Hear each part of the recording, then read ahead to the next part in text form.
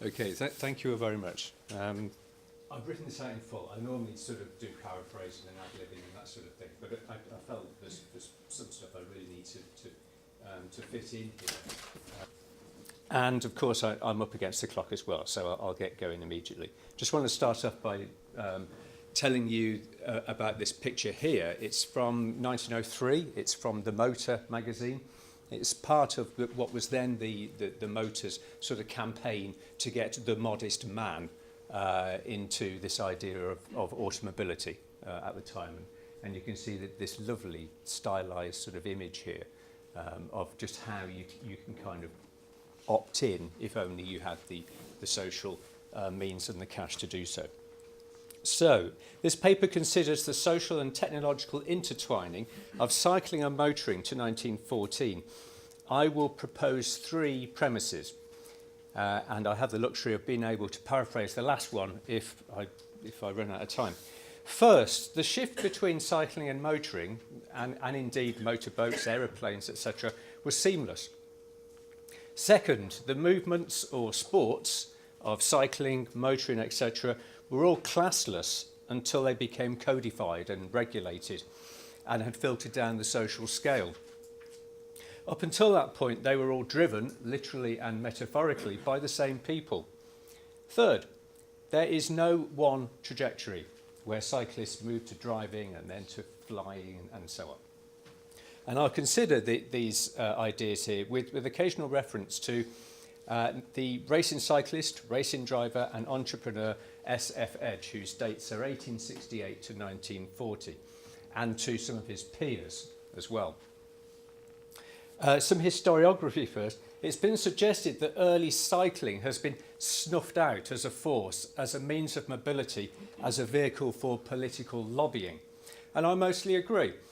Carlton Reid, for example, recently attempted to re-elevate the importance of cycling in the creation of the modern UK roads network. He describes a wilful smothering of the truth by historians, entrepreneurs and politicians, where motoring and the motor car obscured the dynamism of the 19th century cycling movement. He describes motoring histories written in the 20s and 30s, which erase the bicycle. He chides Nixon and Scott Moncrief for suggesting car technology came out of nowhere. Reid points to the Benz of 1886, advertised in its day as a motorized velocipede, i.e. bicycle, and at a time when Carl Benz was immersed in the technology of the bicycle, but accounts since have eliminated all references to the bicycle on which it was based. Bikes by the 20s were lowly and anti-progressive. Peter Cox has pointed out how until recently bicycles have been all but invisible in narratives of transport history. Cox is one of the driving forces seek to re-elevate the bicycle, and we now have outlets such as the journal Transfers and learned associations such as T2M with their conferences and with their mobility and history yearbooks. All these have sought to understand the interbreeding of motoring, cycling, etc. The Veteran Cycle Club conferences and proceedings have been saying this for years. Certainly, modern popular opinion posits the motor car as emerging as if from nowhere in the 1890s. Here, the bicycle played no part in the development of the motor car. And while the motor car went on to dominate patterns of mobility, cycling in the UK inevitably dwindled away as it moved increasingly down market. Motoring then not just replaced cycling, but owed it nothing. Let's put this narrative into perspective. We remain blinded by stories of the early cyclists being run off the road. But just like them, the first motorists were horsewhipped when bypassing pony and trap riders. Bystanders would pelt passing cyclists and motorists with stones. But then as now, the cyclist will only remember the bad driver, and I speak from very personal experience here, and will not recall all the other good or even indifferent drivers, so only the exceptional gets recorded. Let's move to the first premise. The shift between cycling and motoring was seamless. It makes no sense to separate them. Ritchie has pointed out how cycling in society and technology brought profound change. It led to changes in patterns of personal mobility, facilitated in turn by the motor car and motorcycle. Cycling preceded and enabled the motorcycle, motor car and aviation industries. But while the horse may have been trounced, it remained part of the transport mix well into the 20th century. Ritchie points out that early bicycle racing and recreation are the products of an industrialised sport culture. He defines 3 social and technological modes of cycling: competition, recreation and utility. I say add on 20 years, up to say 1914, and you can directly replace the word bicycle with motor car. The who's who of early motoring was, in large part, the who's who of early cycling was in large part the who's who of early motoring. Edge is an obvious example, moving from bicycle racing and endurance riding to doing exactly the same with the motor car. And I have some pictures of Edge here. That's him on the left. You can tell him by the very thick moustache. There he is in his cycling days, in a lovely posed photograph, late 1880s. And there he is, as most people remember him. Certainly the circles of motoring historians that I move in only know him as somebody associated with motoring. And he's in a Napier, which is a company that he promoted very heavily in up to 1912.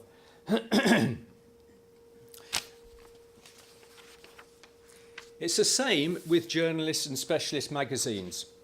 Edmund Dangerfield edited Cycling, which appeared in 1891, and went on to edit The Motor, 1902. A.W. Gamage, purveyor of cycling outfits in the 1890s, went on to sell just the same to the motorist in the 1900s. The early adopters of bicycles then were much the same group as those who adopted motoring: middle class, male, athletic, arrogant, handy, organised, the sort who get things done. Cycling and motoring was their sport, and they were its amateurs in a world rapidly tilting to the professional. The motoring entrepreneurs of the 1900s were in large part drawn from the racing cycle circles of the 1880s and 1890s and used their contacts, knowledge and business skills to secure finance and suitable legislation for their motoring ventures. Before the bicycle and motor car, the technology of private transport was based on centuries-old workmanship using slow and laborious techniques. This was a good thing.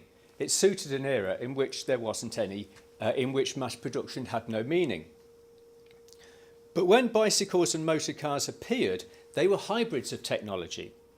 Motor cars used carriage technology for their accommodation, bicycle technology for wheels, bearings, tubing in the chassis, and the internal combustion engine is simply the steam engine reinvented. Key developments were feeding through: chains, bearings, pneumatic tyres. Before the bicycle, the motor car and the motorcycle could mature, all had difficult childhoods. The breed was improved by sport and racing, and thus there were immediate problems in what should race against what. Should an ordinary, that is a penny farthing, race a safety, that is the modern bicycle as we now understand it with the diamond-shaped frame? And how can they be compared like for like? Hence the hybrids and dead ends, the 1880s for the bicycle, the 1900s for the motor car and the motorcycle.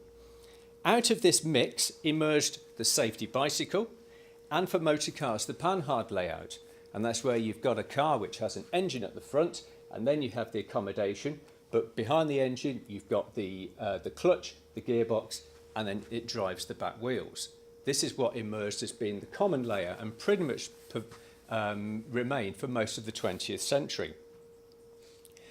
While for motorcycles the engine was finally put between the wheels, low down, and we'll see some pictures in a moment of the various combinations that existed at the time.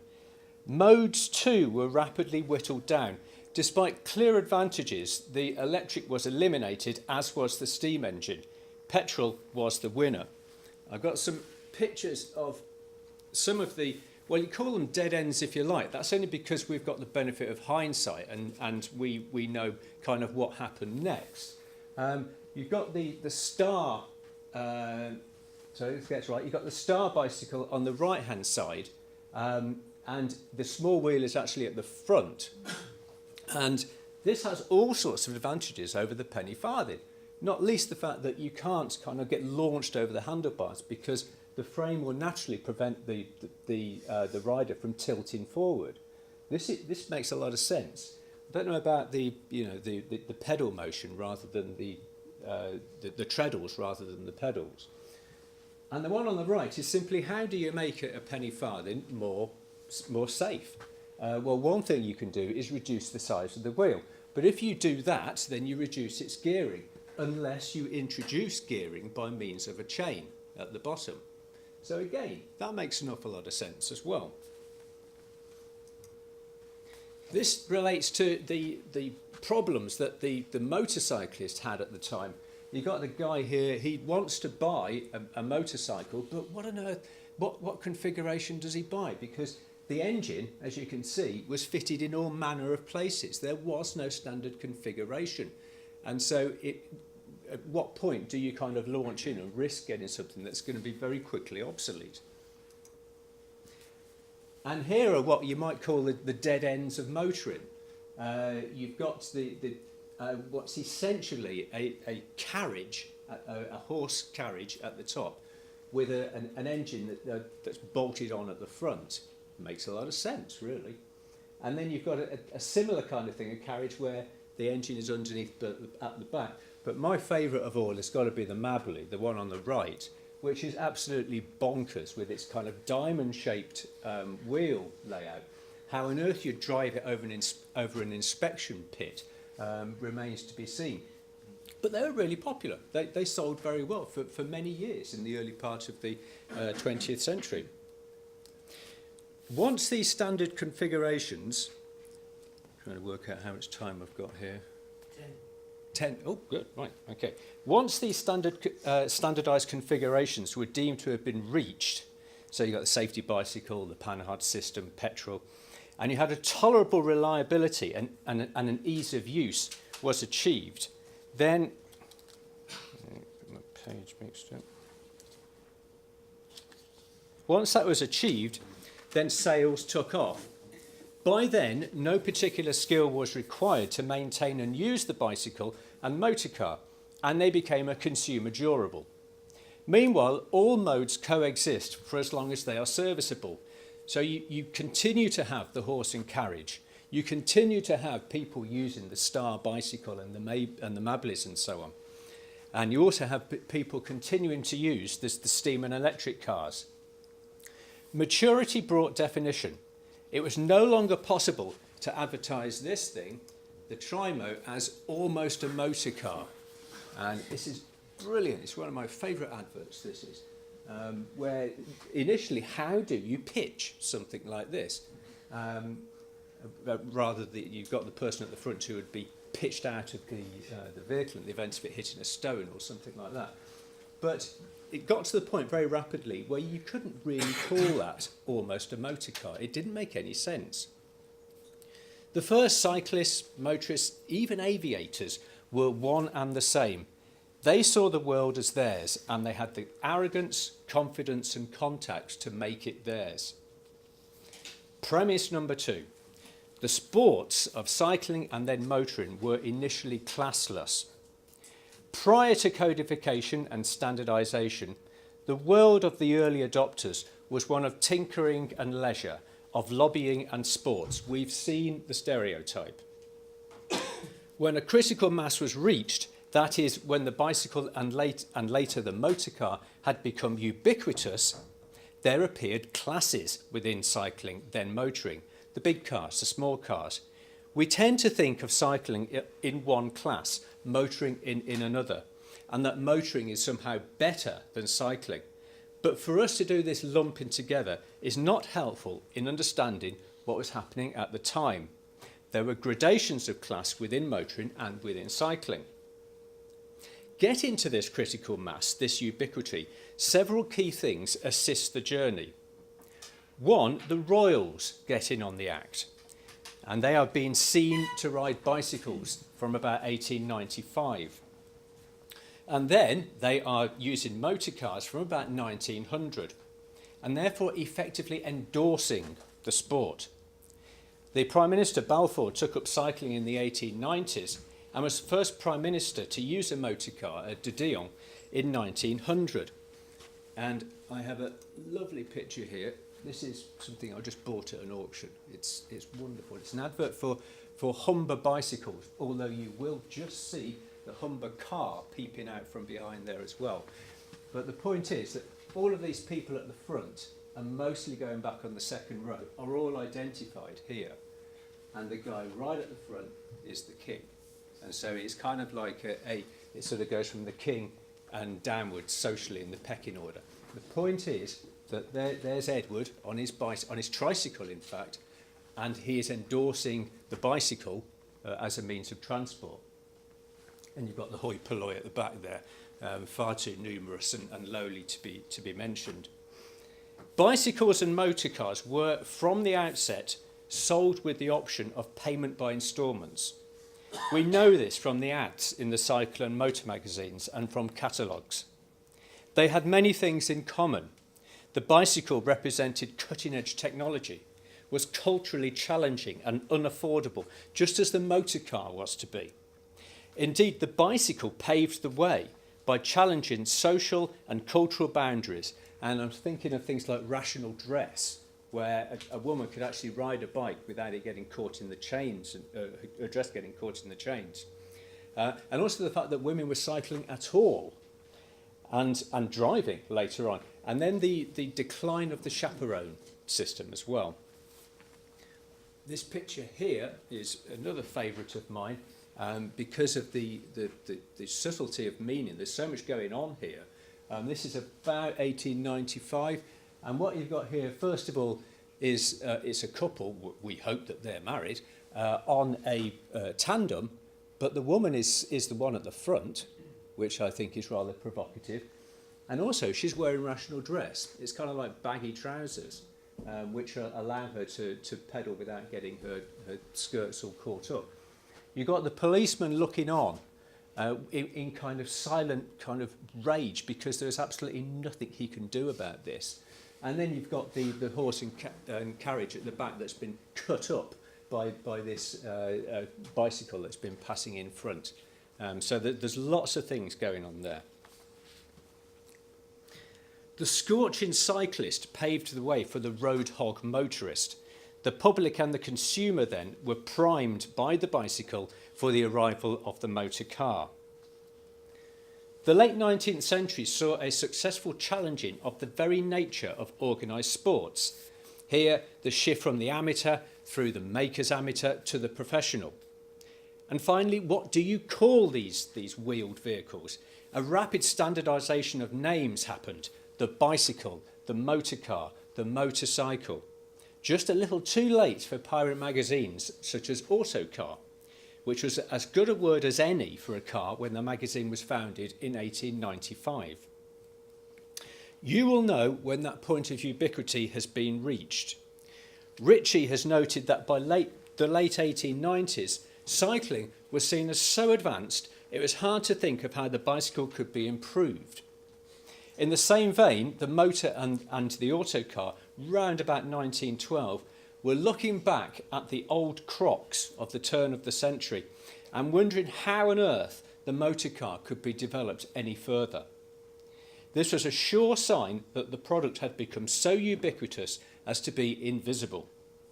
Oddie has written of the dark age of cycling, period about 1900 to about 1920, when the cyclist had become unremarkable and anonymous, while the interwar period marked a similar fate for the motorcycle and the motor car. There is a standardisation of technology. The distinctions within the motoring world are now, by and large, simply those of scale or quality of workmanship. And a nice picture here, I think it's from it's from, yes, the motor. And you can see here that this is the kind of class within motoring that has arisen. 3 minutes if you want to start. Okay, thank you very much. Right. Utilitarian use becomes normal. The bicycle and motor car emerged with two uses only, racing and leisure. Ritchie cites Griffin, writing in 1896, who applauds how the bicycle is noted for sport and pastime, i.e. utility does not feature. Berry and Hillier in the 1880s, badminton series on cycling, wrote excitedly about the potential of the bicycle for utility use.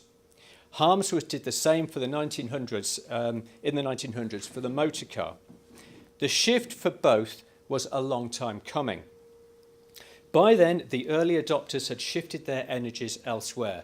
Charles Jarrett wrote his motoring memoirs in 1906 and bemoaned how the golden age was now over, with the motor car now used by all and sundry. Indeed, most cyclists and drivers by then were now consumers, ignorant of and uninterested in the technology. Power relations had perceptibly and irrevocably shifted. Legislation had been introduced to normalise the use of the motor car. Oddie has written too of the process by which the cycling organisations unilaterally installed warning signs on roads for steep hills, etc., and points to this as charting the change in power relations between users of the road. By 1914, if not well before, the road and the high street were now the fiefdom of this new road user. I will now attempt to paraphrase this last piece. What I want to mention here is that you've had a recent article by Thomas Amaya et al. Who talked about some Belgian mobility pioneers and how they charted a trajectory from bicycle to motor cars and motor car racing through to aviation. And I'm saying, well, that's really good. And they mentioned heroes of mine like Hayes, Mom, and so on. But it doesn't help me at all, because that is the kind of trajectory that we're all meant to be that we all have in our mind.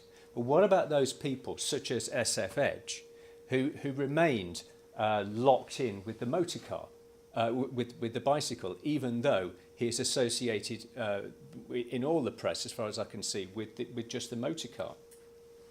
And I think, is it just the 3 pictures? I'll just do these 3 pictures. Here's one. This is when Napier, as you saw earlier, was the brand that SF Edge was associated with.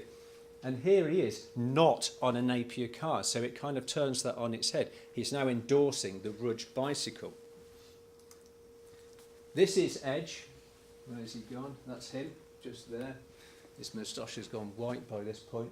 1928, and he is now using his wealth in order to have this kind of outing for the old Annerley Bicycle Club in the late 1920s.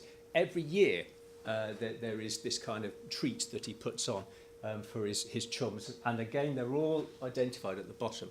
Brilliant picture. And finally, here he is in his final days. In 1937, this is. He died in 1940. He's still on his bicycle. Well, that's not as far as my friends in the motoring world are concerned. He never had anything to do with the bicycle. And a very quick conclusion. This paper, like Reid, has attempted to consider how and why the technical developments at the end of the 19th century, out of which the bicycle and motorised cycles, cars, even boats and aeroplanes emerged, cannot be traced as distinct trajectories, but must be seen as interconnected processes. But unlike Reid, it seeks to rehabilitate the role of entrepreneurs at the time, simultaneously engaged in both the promotion, sales and racing of many different modes of mobility. We've seen how the contemporary press describes Edge's journey from cyclist to motorist, but as with many of his peers, this gives us a monochrome view of what was really going on. The evidence is there. If we want to see neat transitions from lowly bicycle to superior motorcar, we will find them. But there is no plot to hide the bicycle. Historians just hadn't been looking for it until now. Thank you very much.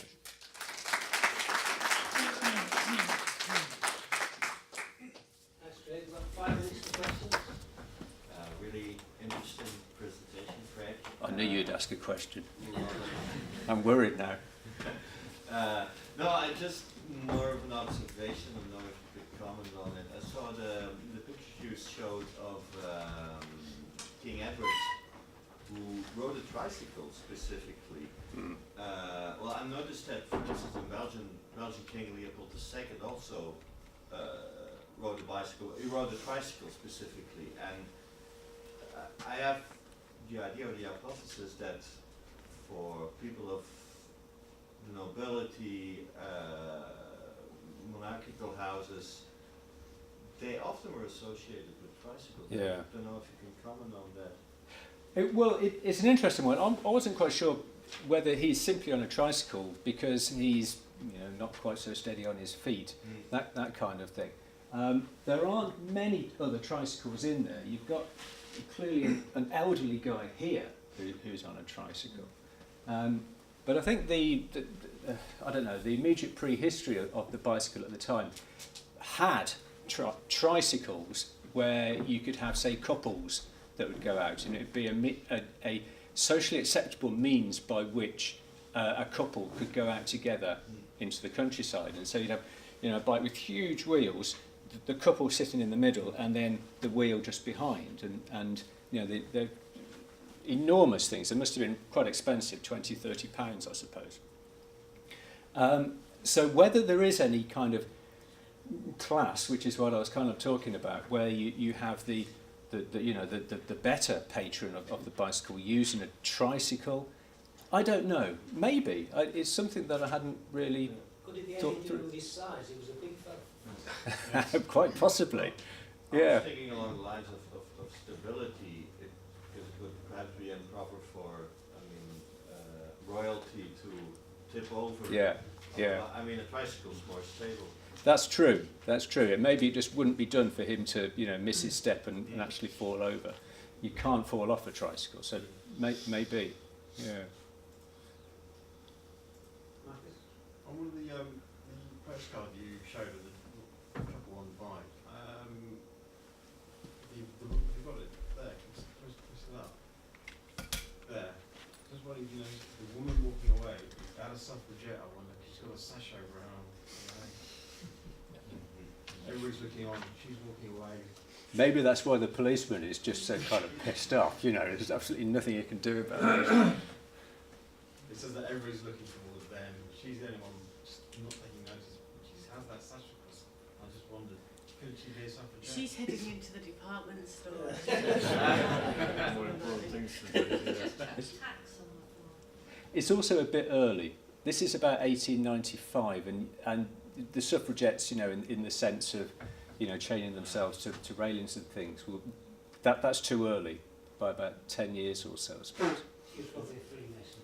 Yeah. Sorry, there was just one other thing. Did the introduction of the road tax have any effect upon sort of development of cars and things? It varied with country, and there were all sorts of taxes that were levied. The one in this country was based on a horsepower tax that was the RAC thought of, and it related to the size of the stroke of the engine. In other words, how far down the piston goes. And so hang on, let's get this right. The shorter the stroke, the more.